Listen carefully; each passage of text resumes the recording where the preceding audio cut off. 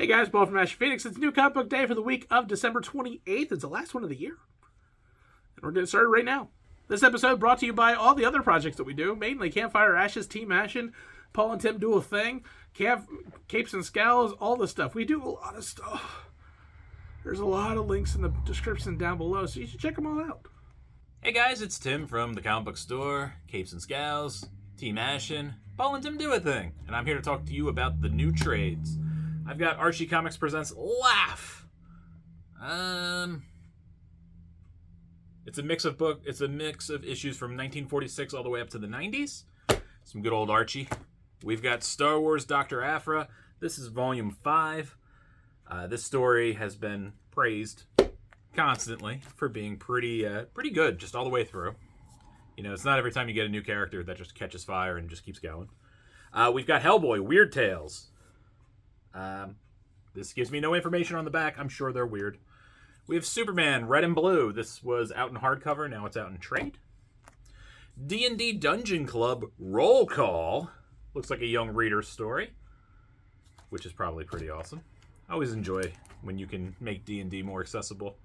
Miles Morales, this is volume 8, so this is the tail end of his previous series.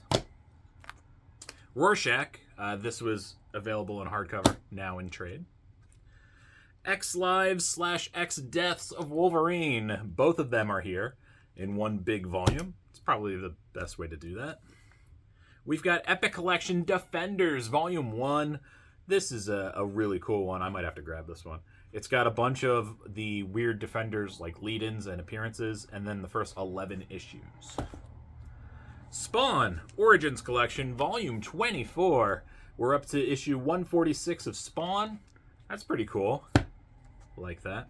Also, I've got the previews. I've got DC and the regular big previews. Paul, say stop. Stop.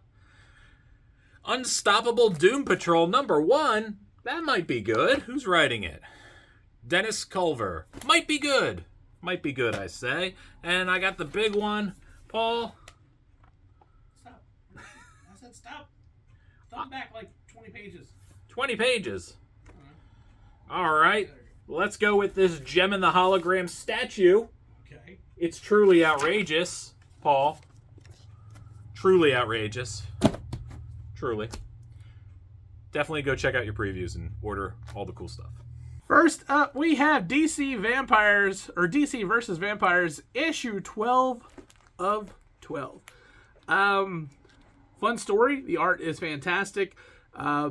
It's not nearly the craziness that like Deceased is. We have hope at the end of this book. Unfortunately, I just feel like it's going to do that thing that happened with Deceased. Deceased was a really great series and fantastic, and then they're like, well, you know what? We're going to try to kind of create your own universe for it. So, like, while this is an interesting ending, it's open-ended. It's open to your interpretation. And my problem with it is maybe there's an interpretation where this becomes another series and we get another, like, 12 issue that we probably don't need, that we could have done with a very concise story here, which had a decent ending. And hopefully that's what we get here. So we'll see. I don't want to really kind of go spoil it for you and anything like that. Like, the book ends, but does it? It's up to you. It's your interpretation. And I like the choices that they made here. I like all the decisions that they made. So it wasn't like, the ending was terrible. It wasn't a terrible ending. I just worry that, like, I see points here and there that might give us more than we need. So check it out. All right, first up for me is Doctor Strange, issue number 2, the Tradmore book. Man, this is so bizarre. Again, it's a lot of Doctor Strange just kind of walking around and not doing as much until we get to the end of this issue. But it's just so very captivating the way the art tells the story. And Tradmore is your artist as well as your writer, which I always love a story like that. So Doctor Strange is captured, and he is actually in 2 planes at once, which is making him have a lot of difficulties really functioning in both. He's in our world, and he is delivering a child, and if he doesn't deliver this child, it may be the end of a different dimension, one he is not in charge of. But he, of course, is kind of forced into the scenario. Meanwhile, he is captured, as you saw in the end of the last issue, and he is on his way to meet the big bad of this realm. What is going to happen with that? It's pretty cool. The art, absolutely, you just gotta see it. There is some bizarre stuff, some 2-page splashes, like just craziness. If you love the art, and you should, it is perfect for this book. I was so incredibly happy with it. And again, it's still a very solid read, so check it out. And my pick of the week, it is Dead Boy Detectives, issue number 1. I knew nothing about this. I had to ask Tim. I was like, what are these? And they're like, they're 2 boys, and they're dead. And they happen to be detectives. And I'm like... That's really all you need. It's like, did you need to tell me anything else? It's like, well, it's kind of in the thing. It's kind of a little bit on the nose. And then I read the story. It is very much on the nose. You don't need to know anything going into this book, because they do recap the history of these characters. They were tortured by Satanists and became ghosts and didn't move on, and they wanted to do something. They just started reading, and then reading became detectives, and then detectives became their own detective agency, and that's what they're doing here. This is a really fun book. It's a really fun read, and it's very interesting to see where these 2 boys come. One is a Londoner from a very, very long time ago, and the other one's probably like a 50s kid, so he calls women dames and stuff, and it's really funny dealing with the colloquialisms that they talk about. Colloquialism, there's a big word today. Can you spell it? Yes. Not going to right now. I don't believe you.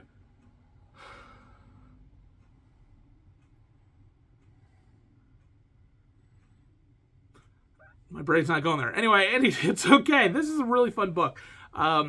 You're expanding on the universe. You're getting a new series where they're trying to figure out where this sister is. This boy hires them to find, and then you find a much deeper and creepier story. This is very much horror. There's a lot of creepy stuff that happens in this book. So if you like horror, but you like a little bit on the lighter side, this is definitely going to be a book that you're going to want to read. It was a lot of fun, and I want to read more. And now it's time for my pick of the week. Paul, do you know what my pick of the week is? That's right, you don't. It's Creepshow, issue number 4. Do you know why? I have no idea. Because Kyle Starks wrote the first story. Oh, okay. And I love me some Kyle Starks. Hi, Kyle. So, Creepshow anthology. There's 2 stories in each issue. Really captures the mood of this. Kyle's story is about vampires and kids going on an adventure and encountering vampires and kind of what that means for them. He captures that 80s nostalgia kind of feel really well. And you feel for the children. You feel for what they're going through. They try to do the classic, let's tell the adults we think something's wrong. And then when no one will listen, because why would adults listen? Then they have to make a decision on how to deal with this vampire problem. And the backup story is also, it's not Kyle, but it's a very Kyle kind of story. It's about a luchador mask that is probably got some bad juju on it, some evil. And it is the one woman who is a luchador loses her mask in the ring, and she wants to honor her father's legacy. He was a big luchador, and the grandmother's like, do not touch his mask. His mask has demonic powers. It's bad. Do not touch it. She's like, that's just a wives' tale. Of course, she touches it, and then things ensue. You don't have to be a big fan of the Creepshow movie to be a fan of this book. I literally just picked up this one. I think I read issue 1 and I picked up this one, and I had a great time. I will probably go back and read the other ones, though. It captures a good nostalgia hit for me. It's a good feel, and this was a very fun story. I loved the way both of these ended. It was pretty sweet. So, check it out. Alright guys, that is it. This is our last one for the year, of course. So thank you everybody for hanging out with us this year. Hope to see you in the new year. Tell your friends if you think we're awesome. Or just tell them the channel exists and maybe they'd enjoy it too. That's about it. You know, not really plugging anything. Just thank you. We appreciate you. It is always fun to make it another year and see the growth of the channel. Paul appreciates you too. He's just over there being busy. You being busy, Paul? I tend to be busy. He's a very busy guy. So thank you, and we will see you next week. Business as usual.